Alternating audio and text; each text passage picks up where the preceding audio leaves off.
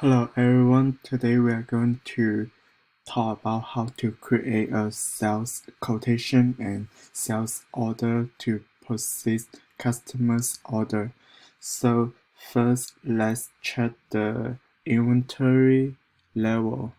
So by clicking here, current inventory, and then here is the inventory.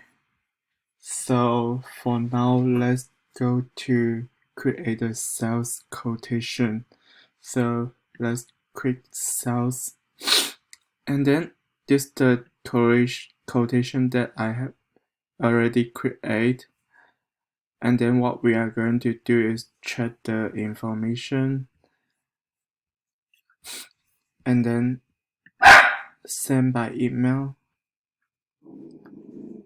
And then make sure the information is correct in here, and then we click send.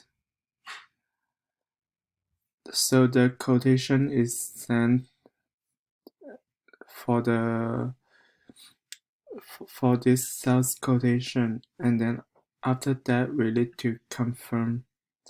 So as you can see, the sales order is shows the sales order. So for now, what we are going to do is to create the sales order. So when we click inventory here, and then as you can see, Redmi in here, that's the order that we create. So what we're going to do is validate the order, and then make sure confirm this one in here, and then we click apply. So now the order is already created.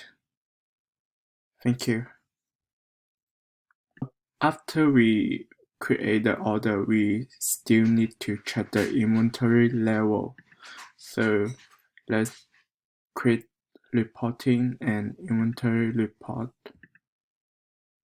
As you can see, the inventory is changed since we just create the order. Okay, thank you.